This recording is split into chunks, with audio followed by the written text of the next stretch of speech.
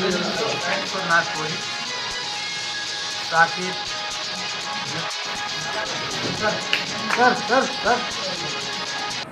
Indian inclusive party की आज जो यहाँ पर विस्तार पर चर्चा हो रही है, किन मुद्दों को लेकर हो रही है, क्या बात होगी उसकी जानकारी?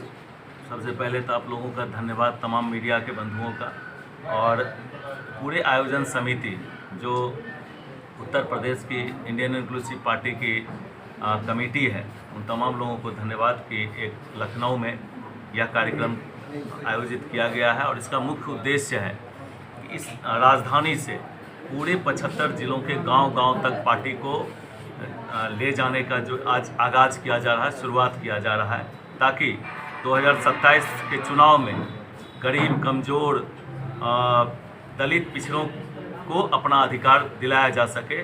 पूरे जो बहुजन समाज है उनकी लड़ाई ये लड़ने के लिए आज से आगाज़ कर चुके हैं। सर, 2027 का चुनाव हो रहा है, क्या आपकी पार्टी चुनाव में कितने सीटों पर चुनाव लड़ेगी? देखिए, अभी तो आज हम लोग के प्रदेश कमेटी की बैठक है, वहाँ समीक्षा करेंगे, और समीक्षा के उपरांत जहाँ जहाँ लगेगा कि जो बुनकर समाज है उसको हाशिए पर रखा गया है, उन तमाम जगहों पर हम लोग लड़ेंगे। क्या मुद्दाएं लेके आ रहे हैं?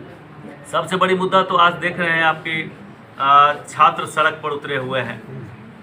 उनके अधिकार हर दिन, चाहे वह प्रदेश PCS का हो या UPSC का हो या कहीं भी किसी भी प्रदेश का PSC का हो, नीट का हो, JEE का हो, तमाम प्रश्न पत्र लीक हो रहे हैं और इस पर सरकार चुप्पी साधे हुए है। जब भी छात्र इसको लेकर के सवाल उठाते हैं तो किसी न किसी स्थानीय मुद्दे में या जाति धर्म के मुद्दे में लोगों को उलझा दिया जाता है और लोग मुद्दे भूल जाते हैं।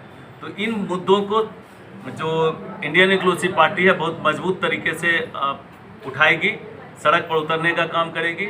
और जो भी आप देखते होंगे कि जिस महंगाई को लेकर के केंद्र की सरकार और राज्य की सरकार में आने से पहले सड़क पर उतर करके उसका विरोध करती थी, आज एक शब्द उस पर बोलने के लिए तैयार नहीं है। विपक्ष अगर बोलता भी है तो उसको या तो किसी मुकदमे में फंसा दो या फिर किसी दूसरे मुद्दे में भटका करके और असली मुद्दे को दबाया जा रहा है।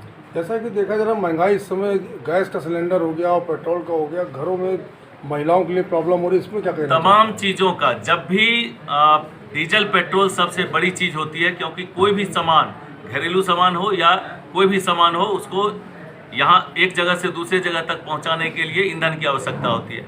और जब भी ईंधन का वैल्यू बढ़ेगा तो हर चीज़ का मूल्य बढ़ेगा और इसकी मार, खास तौर से जो निम्न वर्ग के लोग हैं वो ज़्यादा उसकी मार झेल रहे हैं। ये सर्वविदित है। मैं तो वही बात बोल रहा हूँ कि इसको जैसे ही इन बातों को आप उठाएंगे, इसको दूसरे मुद्दों में उलझा करके, लोगों को जाति धर्म के मुद्दों में उलझा करके, मंदिर मस्जिद के मुद्दों में उलझा करके उस ओरिजिनल मुद्दे को दबा दिया जाता है और उस पर एक शब्द कोई बोलने के लिए तैयार नहीं है। किचन से राशन, गैस धीरे धीरे गायब होता जा रहा है। गाड़ियों में जो तेल की स्थिति है वो आप देख सकते हैं। इन चीज़ों पर जो जनहित से जुड़े मुद्दे हैं, इस पर सरकार एक लाइन बोलने के लिए तैयार नहीं है। इन तमाम मुद्दों को आने वाले समय में इंडियन इंक्लूसिव पार्टी जिले गांव-गांव और प्रखंडों तक इन मुद्दों को उठाएगी और मजबूती से लड़ने का 2027 में किसी बड़ी पार्टी का गठबंधन करेंगे या आपने बलबूते चुनाव लड़ेंगे? वो अभी नहीं कर सकते हैं। अभी हम लोग अपनी तैयारी सभी सीटों पर करेंगे। ठीक है।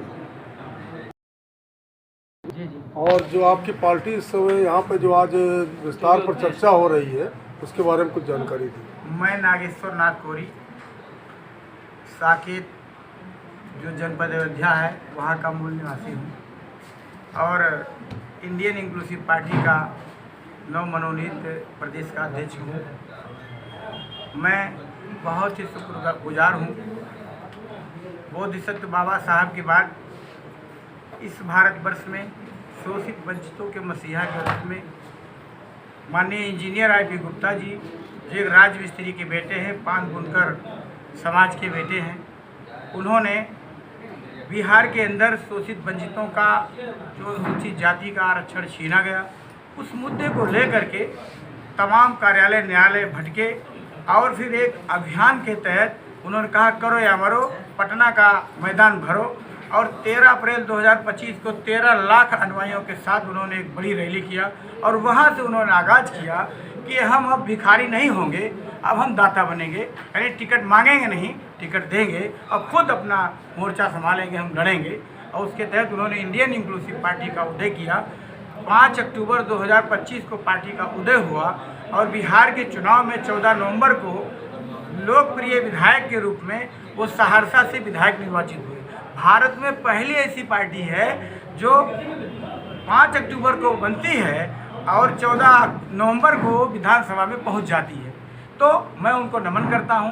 और उन्होंने जो शोषित वंचित उपेक्षित समाज है, जिनका भी हक हिस्सा लूटा गया है, जिनको नाइंसाफ़ी हुई है, जिनको आबादी के अनुपात में आरक्षण नहीं मिला है, रोजगार नहीं मिला है, उन सभी के लिए वो उनको आगे लाना चाहते हैं। तो देश के विकास की मुख्य धारा है, उससे वो उपेक्षित वंचितों को, हर वर्ग को साथ लाना चाहते हैं।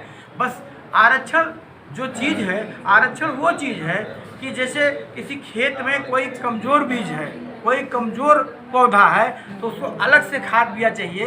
इसी प्रकार से आरक्षण है, जो ज़्यादा गरीब हैं उनको अलग से खाद दवा की ज़रूरत होती है। उस आरक्षण को ऐसे लोगों को मिले जिनको ज़रूरत है, और वो भी देश और समाज के विकास की धारा से जुड़ें और अमन चैन देश में कायम हो, बेरोजगारी दूर हो, भुखमरी दूर हो, किसानों को उचित मुआवजा मिले।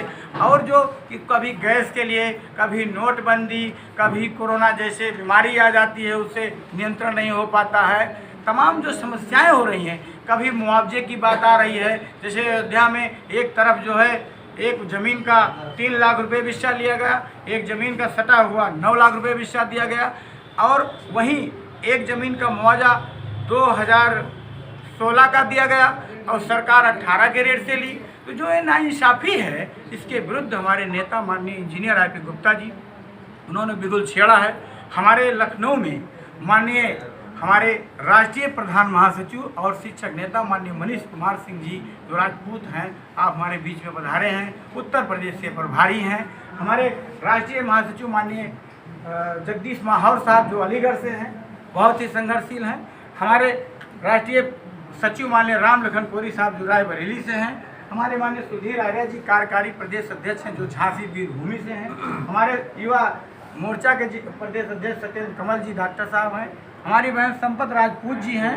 हमारे इंजीनियर कमांड अधिकारी से सेवानिवृत्त मैनपुरी के निवासी इंजीनियर रमेश चंद्रा जी हैं। हमारी बहन प्रमिला चंद्रा जी हैं। हमारे बहुत ही तेज तर्रार साथी माननीय जो संचालन कर रविशंकर वर्मा जी हैं।